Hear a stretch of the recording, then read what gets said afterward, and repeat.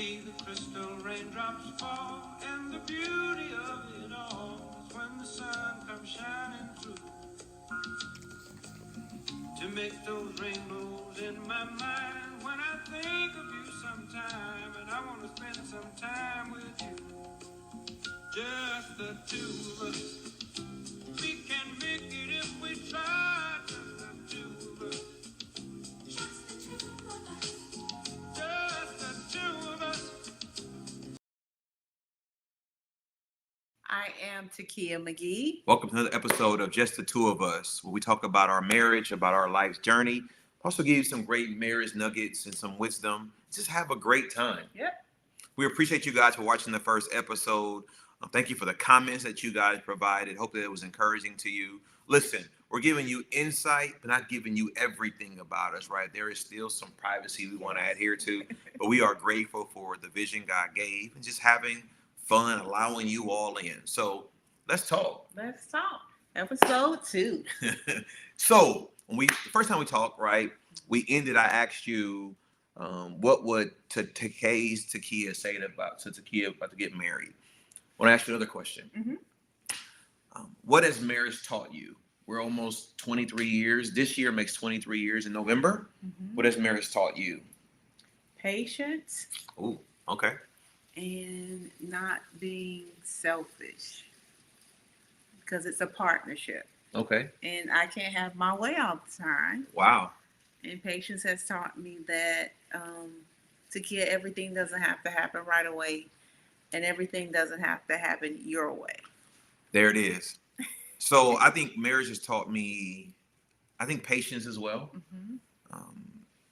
Yeah, I think also it taught me to really slow down, right? Yeah. I'm very passionate, very goal-driven, mission-driven, ready to do things. Let's do it. I think also it's taught me how much God loves me, Yes. right? Because you're an amazing person. I really believe that. And I mean that. You really are an amazing person. And so when I think about how awesome you are as a friend, as a wife, I think it speaks to the magnitude of God's love that he has for me. And if I mishandle you, the thought of what that punishment would look like. And so I try my best to never mishandle you. Okay. Because that is a scary thought. Okay. So we're recording this, and at the point of us posting this, we will be celebrating 25 years together, right? So we started dating in college, Right. and then got engaged at your graduation party. Yeah. And then we got married while you were finishing up your master's in grad school, right? So 25 years of being together. And in the first episode, people heard us talk about our journey and all you put me through. And it was a lot, even more than what the video shared. A lot of our friends, people we know, reached out. Some of them were pretty shocked. Yeah. Some people asked me, like, did she really do that? I'm like, yeah, man. Like, it was a lot. 25 years later, we're still rocking and rolling. I was in ministry when we began dating. My Lord. Now I'm pastoring. My Lord. So you got to speak to that. Oh my God, you love me. Yes. Speak to the transition. Yeah. Yeah. The transition. Yeah. I thought I would never marry a minister, let alone a pastor. I think I had settled in my spirit that he will always just be Minister McGhee. And that life was good, because that life, when you're a minister and you're under someone else, you can still kind of say, we're not going today. You can take a break and not have ministers, preachers backed up for when you're out. Yeah. I had settled in the minister's wife life. And then I can't remember, I can't think of her name. We were in a minister's wives meeting at our previous church, and she said, we need to start training some of the younger ministers' wives, because someone in here will soon be a pastor's wife. Well, I'm looking around the room like, bless your heart, praise God. And she was like, Tikia McGhee, your husband, Miss Thornton. Miss Thornton. That's right. Yes, she said that openly in a meeting. I will never forget it. We were downstairs in the basement. And she said, we need to start preparing you because you are going to become a first lady. And I think the look on my face was shocking to her because I had settled into the minister's wife life. Yeah. So I think it's important for people also to understand. I don't think we talked about it in the first episode, your resistance to dating a minister. What was the why behind that? The why behind that was my mom was married to a minister. And there were times when I could see that she couldn't show up as her authentic self. Wow. She had to put on a hat. She had to put on a suit. She had to sit over in the corner. And that's just not who I am. I'm a personable person, so I don't want to be. Yes, we now sit on the front row now, but I still am able to get up and move and reach and touch people and not almost be isolated to a certain section in the church. But also our pastor's wife, I felt like she wasn't at our previous church. She wasn't free to operate in the gifting and callings that God had placed in her life. Yeah, so like Tikia sits by me at church, and it's more of a selfish thing, right? There was a particular Sunday where she sat by me several years ago, and I got ready to go up to preach, and she leaned over and started praying for me, and I loved it, and so I asked her if she would sit by me the next Sunday, and she did, and then years later she still does it. Now, I'm grateful, right? You guys don't know this, but I get very nervous before I preach. If you ever come into my office, I'm all over the place. But even before I get ready to preach, I really am. I'm all over the place. So when I'm sitting there, right, I'm getting ready to preach, I feel the weight of the assignment. And Tikia always leans over and prays. And so if you ever watch me the Sundays she hasn't been there, which has been very rare, she usually arranges for somebody like her mom or my mom or my daughter to pray for me. But that's what it is. Right, but her why behind no ministers, because she grew up and she witnessed that scenario. And for me, I've never pressured Tikia to be the quote unquote traditional Black Baptist first lady, wear the hat, sit on the second row, and look a certain way. No, and let me just insert this. Yeah. If that's who you are as a first lady, girl, rock it out. Yeah. That's who you are.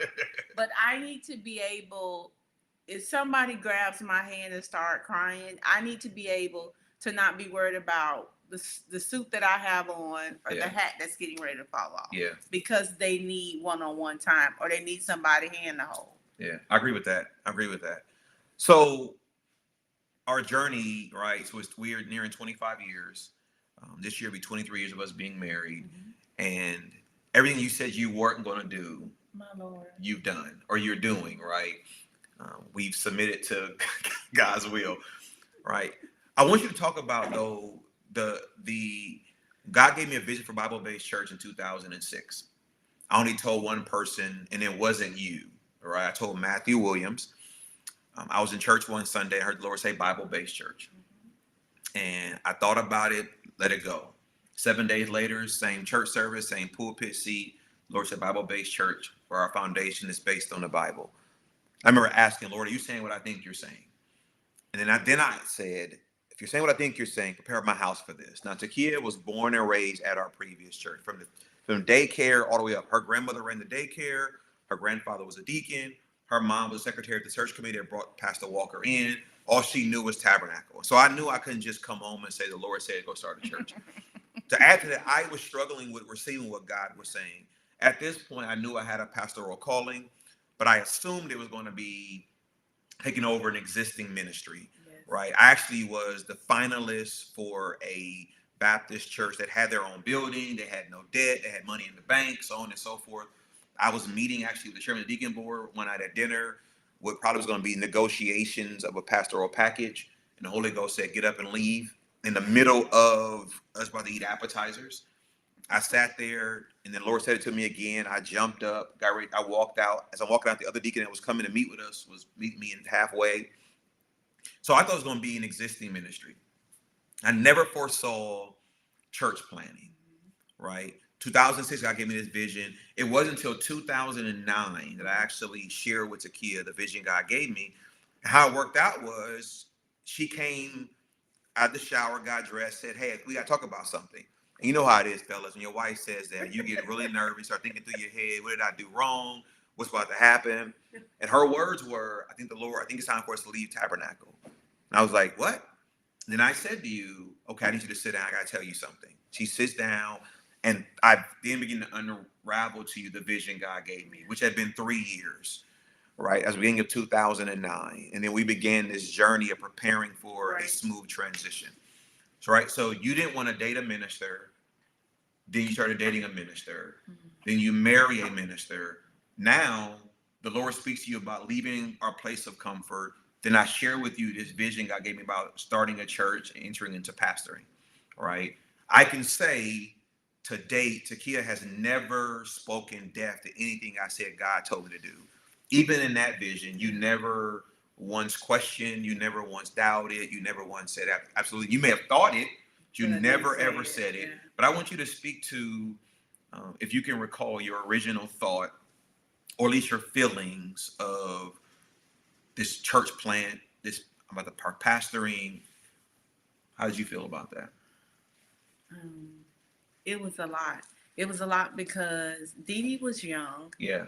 And I think I was pregnant with Tania. Correct. So Dee Dee was 4 and you were pregnant with Tania. Yeah. And I was like, in my head, I never said to him, but I'm like, now, Lord, like, I want to be able, I always thought in my mind that a pastor and a first lady were going to always be on the go. Like, they were going to never have time for their kids. Yeah. And I wanted us to be present parents. Yeah. So I think that was my biggest fear, was messing them up.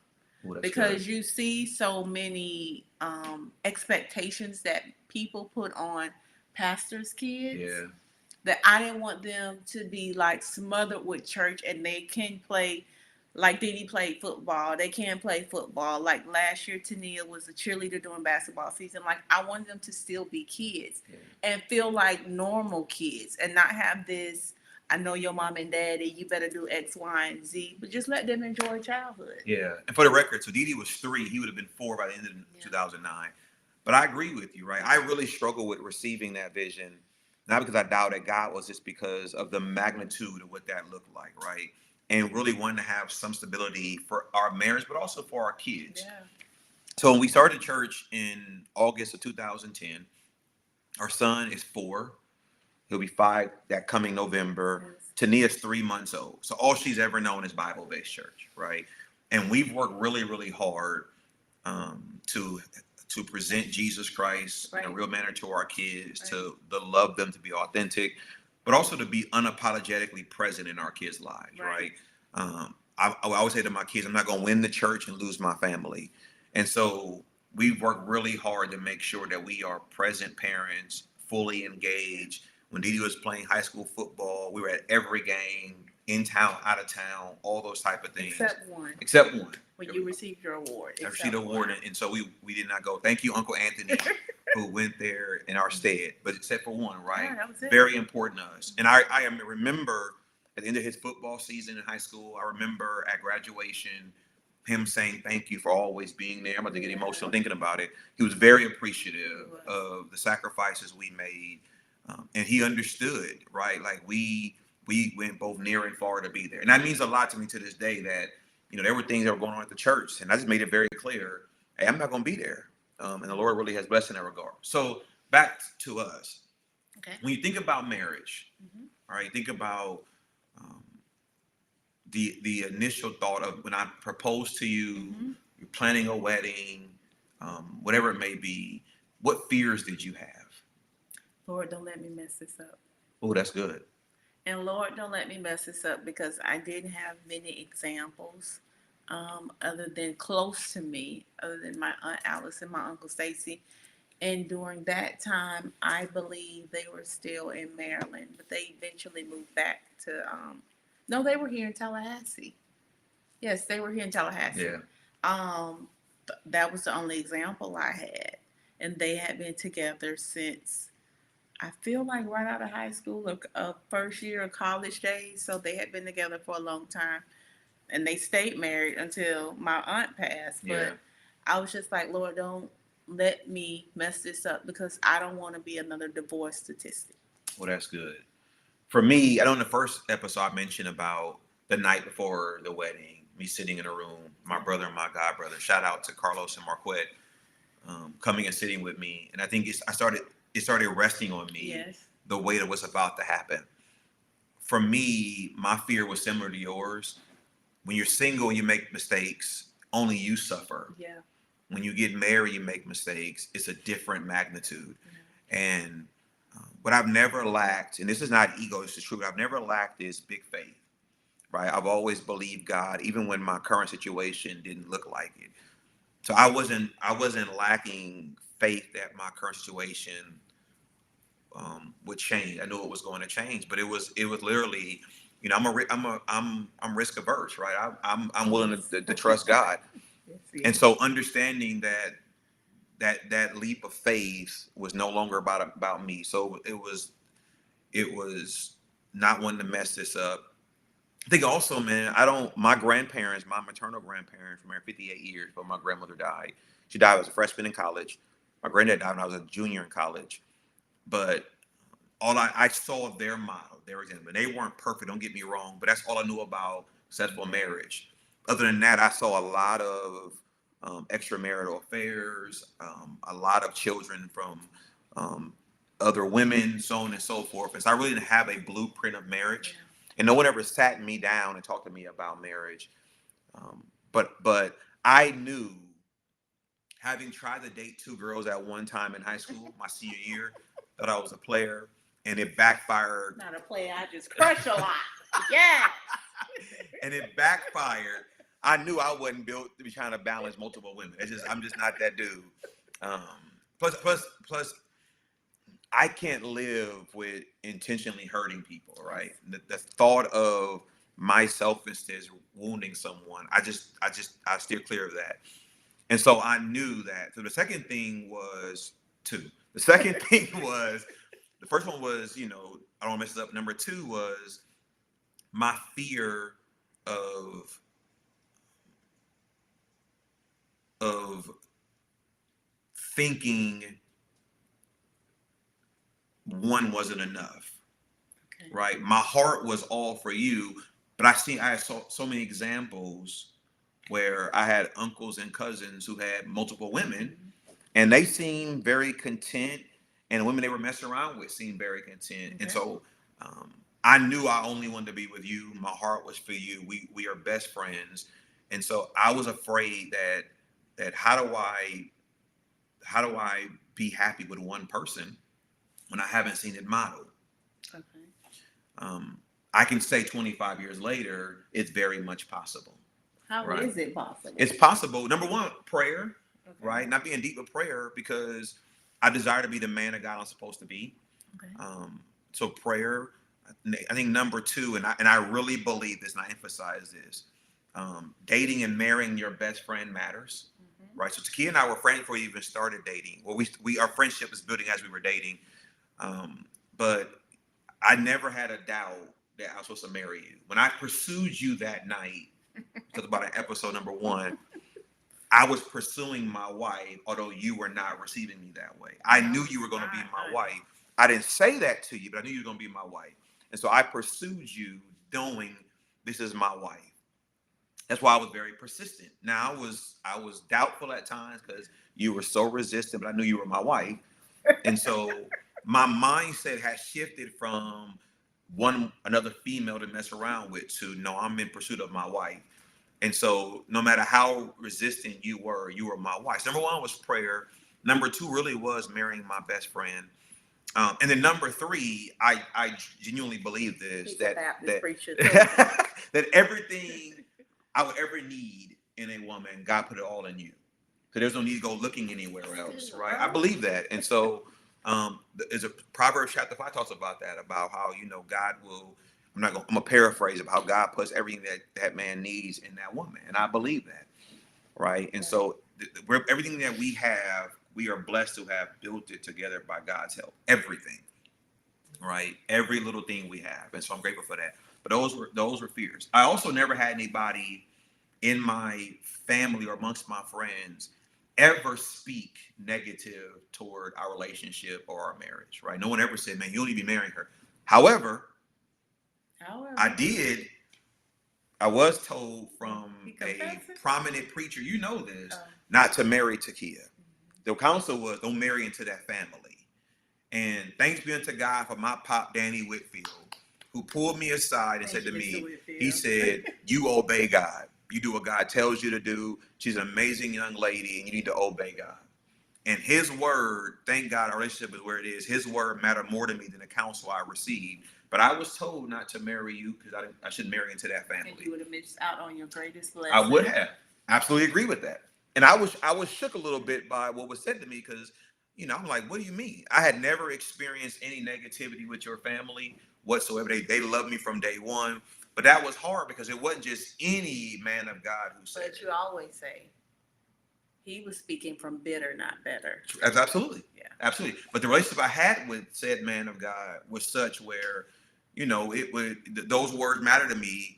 And I can happily say I didn't spend a lot of time thinking about what he said, but it rocked me initially. But Pop Whitfield, my man, 50 years and still today, Pop said it hard. He said, listen, you need to obey God. She's a wonderful young lady. You need to do what God told you to do.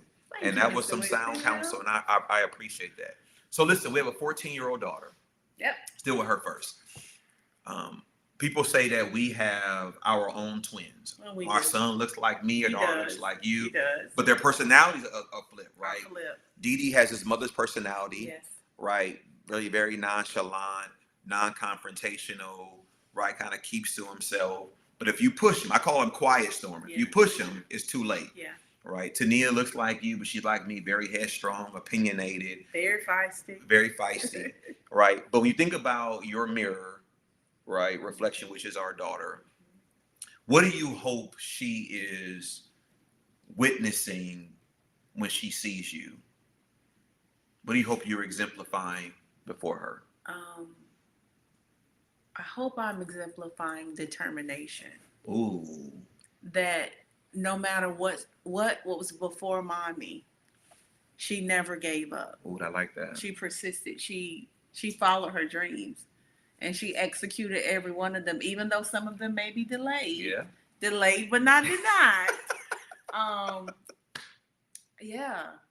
She followed every one of her dreams. Oh, I like that.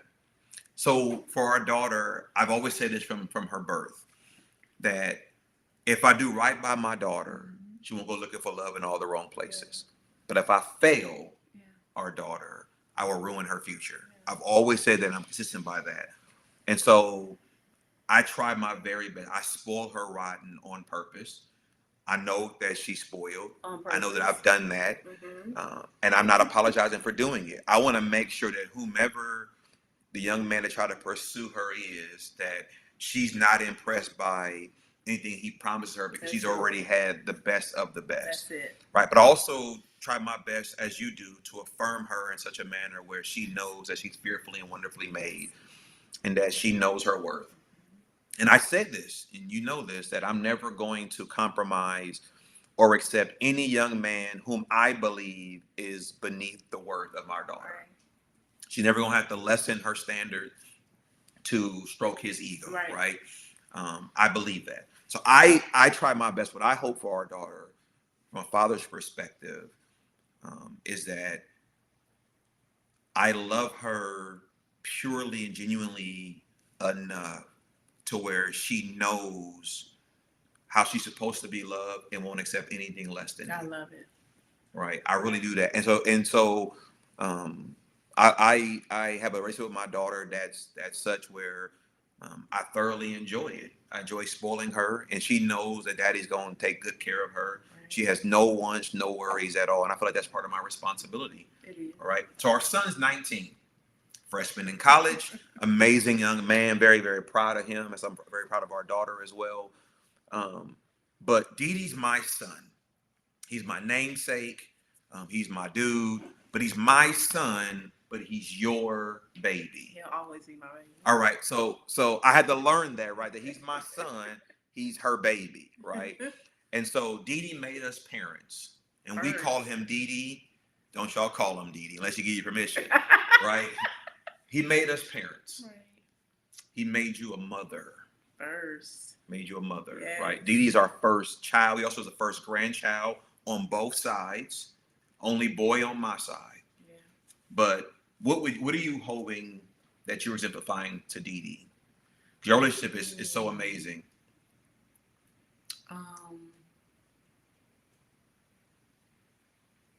Oh, that's a good question. Yeah. So why you think I'm telling you for me? Because we have the same name. Here's what I hope for Dee Dee. My hope is that he realizes you have my name, but you don't have my path.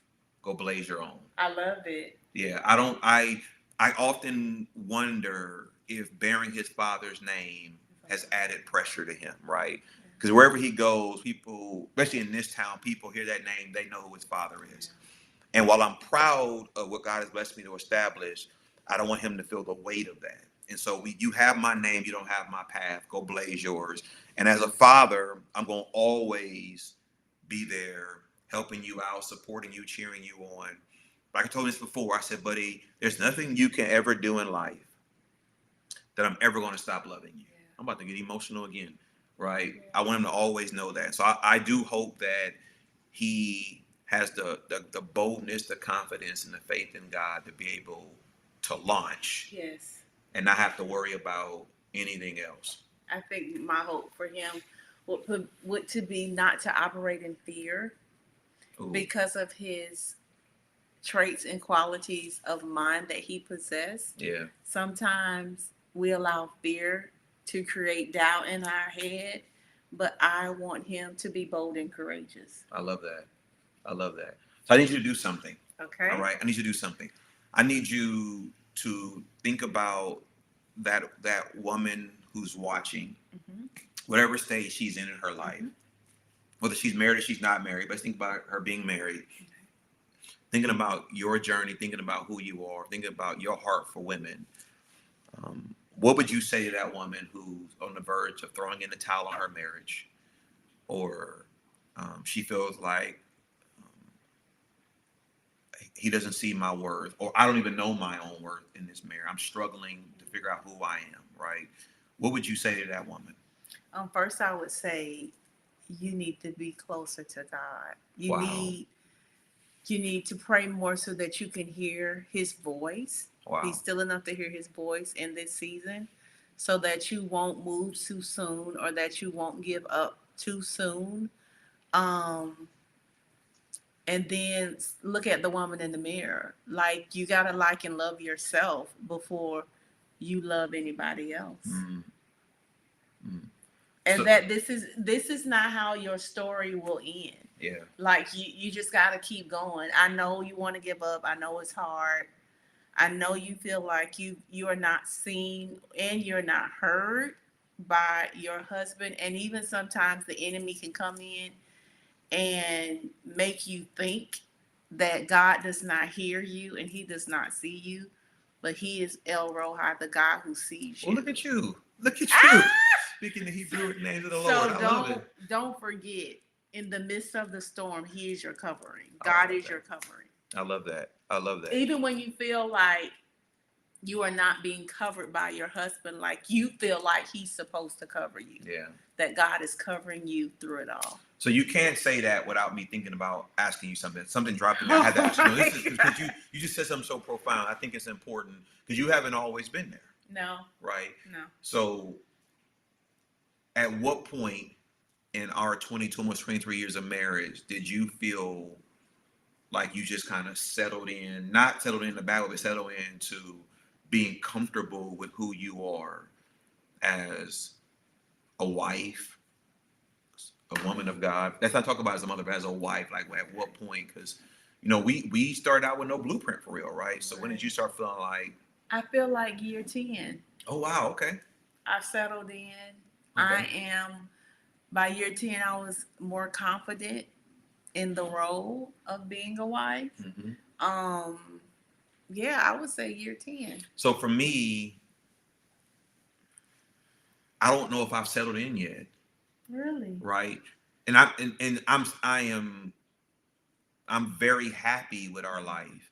When I say settle in, like, so to be honest, I grew up very impoverished. My mom did the very best she could. I love you, Mom. The very best she could for my brother and I, right? My brother and me. But I've always had a fear of returning to poverty. So my passion and my entrepreneurial drive is never to go back to being poor again, right? So when I say I don't know if I've ever settled, it's because, as you know, I don't do a good job of pausing in the moment and living in that moment of celebration. I'm always on to the next thing and the next thing and the next thing.